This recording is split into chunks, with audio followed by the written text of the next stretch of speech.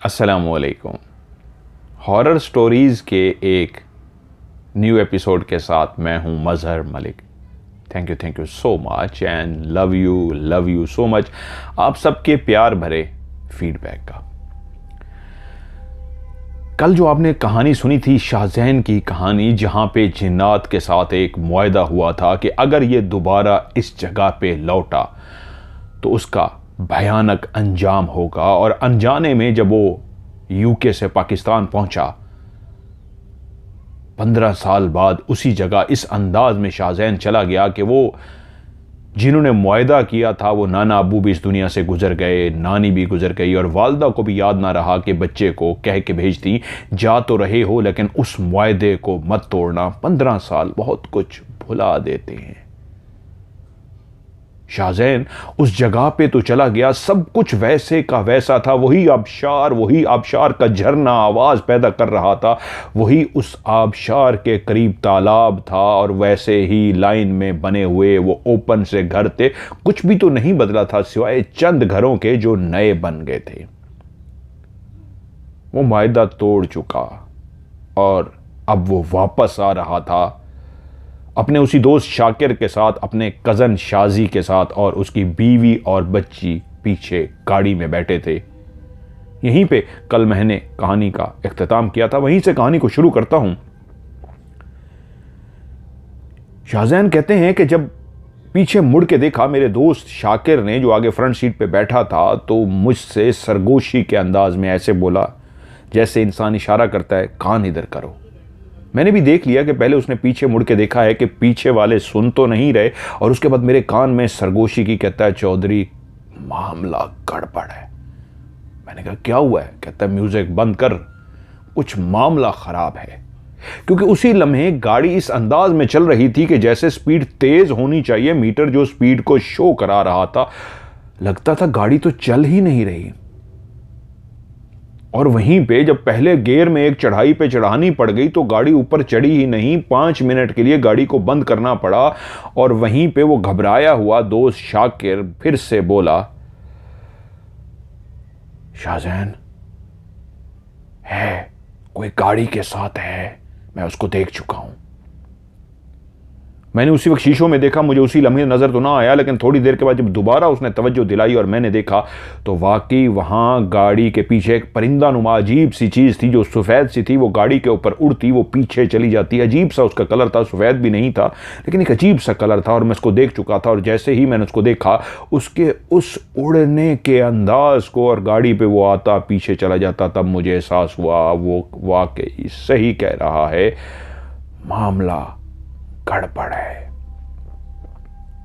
और उसी लम्हे गाड़ी जो एक मखसूस अंदाज में आगे बढ़ रही थी कि एकदम से मेरे दिमाग में एक एहसास जागा, खुदा खैर करे, क्योंकि मेरी निगाह उसी लम्हे गाड़ी के बाहर चली गई थी और वो मंजर मैंने देख लिया था। वो मंजर था उसी बला का, वही बला जो बचपन में जिसके बच्चे के सर के ऊपर मैंने उस सुराख के अंदर पांव चला गया था, उसकी खोपड़ी या कोई हिस्सा तोड़ बैठा था अनजाने में। और उसके बाद जब मैं गोश्त खा के ऊपर जाके झरने पे, आबशार के पास, तालाब के पास बैठा था, तो वो मुझे नजर आई थी। जब मैं जमीन पे गिरा था, मेरी थोड़ी पे चोट लगी थी और मेरे कजन कह रहे थे, भाग शाहजैन भाग। और उसी लम्हे में उठा था भागने के लिए, तब मैंने उसको देखा था। वो द्यू हैकल थी, ऐसी द्यू हैकल कि जहां तक निगाह जाती थी उसका वजूद ही वजूद था। और दूर बहुत बड़ा जो पहाड़ था, चांदनी रोशन में, चांदनी की रोशनी में क्लियर नजर आ रहा था। वो द्यू हैकल, द्यू की तरह बड़ी सी वो चीज जो नीचे इस अंदाज में उतर रही थी जैसे उसका वजन ही ना हो। जितनी बड़ी जिसामत की वो मालिक थी, उसका तो वजन मनों में नहीं टनों में होगा। लेकिन वो इस अंदाज में पहाड़ के ऊपर छलांग लगाती जैसे एक हवा भरा हुआ गुब्बारा पत्थर पे छलांग मारता है और फिर दूसरी साइड पे बने हुए पत्थर पे छलांग मारती, और ये एक छलांग 20 से 25 फुट लंबा होता। वही जिसको मेरे कज़न लोगों ने इस अंदाज में देखा था कि वो इतना बड़ा मुंह उसने खोला था कि उसमें से भयानक आवाज़ें इस तरह की निकालती हुई वो दौड़ती हुई पहाड़ से नीचे उतर रही थी कि आज सबको खा जाऊंगी। ऐसी भयानक सी आवाज़, और उसका इतना बड़ा मुंह था जो मैंने नहीं देखा था, मेरे उस दोनों कज़न लोगों ने देखा था। बहुत बड़े जिसामत की मालिक। वही मुझे फिर से याद आ गई, क्योंकि इसी लम्हे गाड़ी के अंदर मैंने देखा हमारी गाड़ी के बिल्कुल पीछे जो चीड़ के दरख्तों की लेफ्ट राइट पे कतार के अंदर चीड़ के दरख्त लगे हुए हैं, उन्हीं दरख्तों के ऊपर ही ऊपर वो दौड़ती हुई आ रही थी। दौड़ने का अंदाज ऐसे था, एक दरख्त से वो छलांग लगाती और उड़ती हुई दूसरे दरख्त तक पहुंचती, और उससे छलांग लगाती और उड़ती हुई दूसरे दरख्त पे पहुंचती। और एक कतार के अंदर जो बने हुए दरख्त थे वो लेफ्ट पे भी थे, वो राइट पे भी थे। कभी वो छलांग इस अंदाज में चीड़ के दरख्त से दूसरे दरख्त पे मारती कि रोड को क्रॉस करते हुए दूसरे दरख्त पे चली जाती, और फिर से छलांग मारती तो सामने वाली जो सीधी लाइन में होता उसी दरख्त के ऊपर चली जाती, और फिर नजर आती कि अब उसने फिर क्रॉस किया है रोड की राइट से लेफ्ट की तरफ जो दरख्त बने हुए थे उसकी तरफ छलांग मार रही थी, और उसकी छलांग की आवाज भी कानों तक पहुंच रही थी। दरख्त के ऊपर एक ऐसी हलचल हो जाती कि एक जोरदार आवाज पैदा होती। मैं गाड़ी चलाते हुए ऐसा महव हो गया उसकी उस छलांगों को, उस बला को जो वो छलांगे मारती हुई ऊपर की तरफ आ रही थी। मुझे नहीं पता कि मैं गाड़ी कैसे चला रहा था, मुझे नहीं पता कि गाड़ी सीधी जा रही है, कहां जा रही है। हम एक ऐसे रास्ते पे थे जिसकी दोनों तरफ खाइयां थीं। ऐसी पहाड़ के ऊपर हम गाड़ी चला रहे थे कि अगर खुदा न खास्ता गाड़ी नीचे गिर जाती तो टुकड़े टुकड़े हो जाते गाड़ी के भी और हमारे वजूद के भी। वो एक ऐसी पथरीली पहाड़ी थी जिसके एक सिमत पे पहाड़ और दूसरे सिमत पे खाई थी कि इंसान नीचे देखे तो उसका दिल दहल जाए।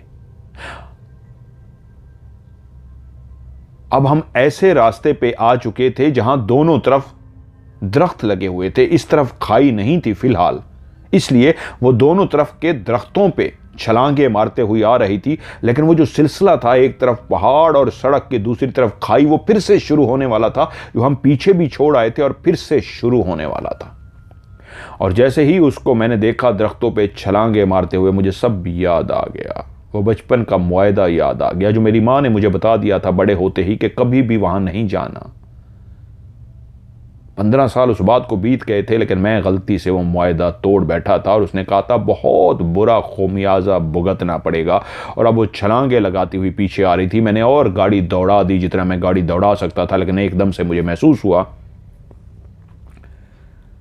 गाड़ी की ब्रेक काम नहीं कर रही, जाम हो गई है। ऐसी जैसे मैं ब्रेक लगा रहा हूं और वो दब ही नहीं रही, जैसे किसी ने ब्रेक को पकड़ रखा हो। और उसी लम्हे मुझे याद आया कि जब भी इंसान मरने लगता है तो उसको कलमा पढ़ना चाहिए। मैंने फौरी तौर पे कलमा अदा किया, ला इलाहा इल्लल्लाह मुहम्मदुर रसूलुल्लाह, ला इलाहा इल्लल्लाह मुहम्मदुर रसूलुल्लाह। और गाड़ी आगे बढ़ाती गई, गाड़ी आगे तो बढ़ रही थी, मैं कलमा पढ़ रहा था। और उसके बाद जो आयत मुझे याद थी वो मैंने सारी पढ़नी शुरू कर दी। आंखें बंद करता और खोलता, पीछे के मंजर को मैं भुलाना चाह रहा था, क्योंकि उसको मजीद मैं पीछे देखता तो कुछ खौफनाक हो जाता। मुझे उस लम्हे का नहीं पता मेरे दोस्त शाकिर की क्या कंडीशन है। मैं गाड़ी चलाता रहा कि आगे एक पुल सा आ गया। यह मुझे अंदाजा हो चुका था कि गाड़ी की ब्रेक्स जाम हो गई है। मैं ब्रेक लगाने की कोशिश करूंगा, गाड़ी रुकेगी नहीं, जाम हो गई है, दब ही नहीं रही ब्रेक। मैं दबा रहा हूं, गाड़ी रुक ही नहीं रही। इसका मतलब है ब्रेक फ्री नहीं हुई, ब्रेक जाम हो गई, उसने काम करना छोड़ दिया है। और जैसे ही गाड़ी उस पुल पे पहुंची, जो एक छोटा सा पुल आता है, उस जगह का उन्होंने नाम भी लिखा है, मेरे ख्याल में ढडियाल है। उस पुल का नाम ये उन्होंने लोकेशन का बिल्कुल जो रियल वाली हैं वो आप बता सकते हैं। वो कहते हैं कि उन चीड़ के दरख्तों पे जब वो छलांगे मारती हुई आ रही थी तो वहीं पे ढडियाल का जो पुल आता है, ढडियाल का पुल, उस पुल पे, अभी भी ये मशहूर पुल है, लोग जो जान जाएंगे इस जगह को, उस पुल पे जैसे ही मैंने गाड़ी चढ़ाई तो उस पुल के लेफ्ट राइट तो वो सेफ्टी के लिए जो जंगला सा लगा होता है वो जंगला लगा हुआ था, लेकिन जहां पे पुल खत्म हो रहा था और रोड दोबारा से शुरू हो रही थी उस साइड पे जंगला नहीं था। कि जब उस पुल के ऊपर गाड़ी चली तो मुझे एहसास हुआ गाड़ी का स्टीयरिंग भी लॉक हो गया है, इस अंदाज में जाम हो गया है। जिस तरह ब्रेक अब काम नहीं करेगी इसी तरह गाड़ी का स्टीयरिंग भी काम नहीं कर रहा था। और वो लम्हा आ पहुंचा जब वो भारी कीमत चुकानी पड़नी है। उसने कहा था भारी कीमत चुकानी पड़ेगी। और उसी नहर के बिल्कुल उस रास्ते पे जैसे ही हम सड़क पे चढ़ने लगे, ब्रेक पहले ही ख़त्म है और स्टीयरिंग काम नहीं कर रहा। मैं स्टीयरिंग पे जोर लगा रहा हूँ, स्टीयरिंग जाम हो चुका है और गाड़ी चलती हुई बिल्कुल ब्रिज ख़त्म हुआ उस तरफ चली गई जहाँ बिल्कुल खाई थी। जैसे ही गाड़ी खाई की तरफ गई तो आधा टायर आगे वाला गाड़ी का खाई के अंदर चला गया और गाड़ी ऐसे जाम हो गई जैसे पीछे से किसी ने गाड़ी को जबरदस्ती रोक लिया हो उस खाई से नीचे गिरने से। जिस गाड़ी की ब्रेकें काम नहीं कर रही, जिस गाड़ी का स्टीयरिंग लॉक हो चुका है, जिसका आधा पहिया एक साइड वाला खाई के अंदर गया नहीं है, आधा खाई के ऊपर है, आधा रोड पे, अभी गिरा नहीं है। यानी एक होता है ना रोड झुक गई, गाड़ी का पहिया नीचे चला गया, नहीं, आधा खाई के अंदर है, आधा यानी एक रोड है इस अंदाज में पहिया है कि आधा रोड पे है और आधा खाई में है और गाड़ी जाम हो गई है। वो बच्ची और वो औरत जो हमारी कज़न थी, मेरे कज़न की बीवी, वो सो रहे थे। गाड़ी झटका नहीं लिया लेकिन आराम से बंद हो गई, ऐसे जैसे गाड़ी को किसने पकड़ लिया हो। तब मुझे होश आया, मैं गाड़ी में हूं, शाकिर भी मेरे साथ है। मुझे शाकिर कहता है आराम से, आराम से, हौसला बरकरार रखो। शाकिर शायद सिचुएशन को समझ चुका था, वो क्या देख चुका था खुदा जाने। मुझे कहता है आराम से बाहर निकलो, आराम से। मैं गाड़ी से बाहर निकला, मुसलसल मैं विर्द कर रहा था, मुसलसल मैं पढ़ रहा था। शाकिर भी जैसे कैसे बाहर आ गया। मुझे कहता है कज़न को बाहर ना निकलने लगा। मेरा कज़न इशारा किया क्या हुआ है, मैंने उसको इशारा किया अंदर बैठ रहो। कह रहा है इसको बाहर ना निकालना, डर जाएगा। शाकिर भी सहमा हुआ था। शाकिर कहता है मैं सिचुएशन समझ गया हूं, बस इस वक्त कुछ भी डिस्कस नहीं करना, गैबी मदद ने हमें बचा लिया है। मैंने कहा शाकिर स्टीयरिंग जाम हो गया था। कहता आई नो, मुझे पता है, बस गैबी ताकत ने हमें बचा लिया है, बस अभी गाड़ी को बंद कर दो। मैं आगे बढ़ा, चाबी घुमाई, गाड़ी बंद कर दी। कहता 5 मिनट गाड़ी को बंद रहने दो। और इनको को कुछ नहीं हुआ यार, जरा थक गए हैं, ऐसे जरा सांस ले ले। गाड़ी अब साइड पे इसलिए लगा दी है। मेरा कज़न भी यही समझा कि गाड़ी को साइड पे लगा दिया, कुछ देर के लिए सांस ले रहे हैं। हम 5 मिनट तक दोनों दोस्त खड़े रहे, पढ़ते रहे, मन ही मन में पढ़ते रहे। गाड़ी ऐसे मोड़ पे, ऐसी जगह पे खड़ी थी कि खुदा ने पीछे से गैबी जो मदद भेजी थी उसने गाड़ी को इस अंदाज में जाम कर दिया था, नहीं तो हमारे टुकड़े टुकड़े हो चुके होते। 5 मिनट के बाद हम दोनों काफी रिलैक्स हो गए तो मेरा दोस्त कहता है गाड़ी में बैठो, खुदा का नाम लो, खुदा का कलाम हम पढ़ चुके हैं और गाड़ी स्टार्ट करो। अगर आज हमारी जिंदगी लिखी हुई थी हम बच गए हैं, गाड़ी स्टार्ट हो जाएगी। गाड़ी स्टार्ट की, गाड़ी स्टार्ट हो गई। उसी वक्त मैंने ब्रेक लगाई तो ब्रेक काम कर रही थी। वो ब्रेक जो जाम हो चुकी थी अब काम कर रही थी। मैंने स्टीयरिंग घुमा के देखा, हल्का सा स्टीयरिंग काम कर रहा था। डर रहा था घुमाऊं नीचे ना गिर जाए। मैंने गाड़ी रिवर्स की, रिवर्स करके गाड़ी को ट्रैक पे डाला, रोड पे डाला, गाड़ी चल पड़ी। मेरा दोस्त कहता है बस अब दिल ही दिल में विर्द जारी रखो। इशारों से हम बांध कर रहे थे और चलते रहो। अब घर की तरफ जाते हुए जो बात मेरे मन में आई थी कि शायद ये जो पीछे मेरा कज़न बैठा है, मेरे साथ वो जो औरत पीछे उसकी बीवी मेरी कज़न है वो बैठी है और उसकी गोद में जो छोटी बच्ची है, या हो सकता है फ्रंट पे बैठा हुआ शाकिर, इनमें से खुदा ने किसी की जिंदगी अभी लिखी हुई थी। क्योंकि खुदा ने मेरे अलावा इस गाड़ी में 3 लोग पीछे बैठे हैं, एक फ्रंट पे बैठा है, 4 लोग और भी हैं। किसकी खुदा ने, हो सकता है इसी बच्ची की ही खुदा ने अभी ज़िंदगी लिखी थी कि ये तो छोटी है, इसने दुनिया देखनी है, और गाड़ी नीचे जिस तरह खाई में गिरती तो बचना नामुमकिन था। मौजज़ा होता तो शायद बच जाता। तो मेरे दिमाग में एक ही ख्याल आया, शायद इस बच्ची की वजह से खुदा ने मुझे भी माफ़ कर दिया, खुदा ने मेरे लिए मदद भेज दी, मुझे बचा लिया। जैसे कैसे गाड़ी को एहतियात से चलाते हुए, लेकिन अब भी कंडीशन यही थी कि मैं गाड़ी को चलाता तो शाकिर मुझसे कहता, यार स्पीड बढ़ा, तू इतना स्लो क्यों चल रहा है। तो मैंने उसको इशारा किया, मीटर की तरफ देख। जब उसने मीटर की तरफ देखा तो वो चौंक पड़ा। मीटर स्पीड को शो करा रहा था कि गाड़ी अच्छी खासी स्पीड में है, लेकिन गाड़ी चल ऐसे रही थी जैसे गाड़ी बहुत ही आहिस्ता चल रही हो। तब शाकिर को अंदाज़ा हो गया कि मैं गाड़ी आहिस्ता नहीं चला रहा, गाड़ी है ही तेज़ स्पीड में, बट चल क्यों नहीं रही मैं नहीं जानता। उन खतरनाक रास्तों से गुजरते हुए जो फिर इस तरह के रास्ते शुरू हो जाते कि एक तरफ खाई और एक तरफ पहाड़। अभी पीछे की तरफ ना मेरे अंदर हिम्मत थी ना शाकिर के अंदर हिम्मत थी। जब हम उतर के बाहर खड़े थे उसी लम्हे मुझे शाकिर ने कह दिया था, अब पीछे ना देखना, अगर ज़िंदगी लिखी है तो घर पहुंच जाएंगे, पीछे मत देखना, बस घर की तरफ चलो। हमने गाड़ी चलाते रहे, लेकिन अभी भी गाड़ी घुटी घुटी सी थी। ऐसी अंदाज में गाड़ी चल रही थी, मुसलसल हम पढ़ रहे थे, विर्द कर रहे थे कि गाड़ी की जितनी भी मैं एक्सीलेटर दबाता, जितनी भी स्पीड देता, गाड़ी चलने का नाम ना लेती। गाड़ी आहिस्ता आहिस्ता चल रही थी और बार बार मेरी आंखों के सामने वो मंजर आ रहा था, वो छलांगे लगाती हुई दरख्तों के ऊपर कूदती हुई वही बला मेरे पीछे आ रही थी। हाय, ये क्या हो गया, मैंने मुआहदा तोड़ लिया, ये मुझसे कैसे हो गया, मैं कैसे भूल गया।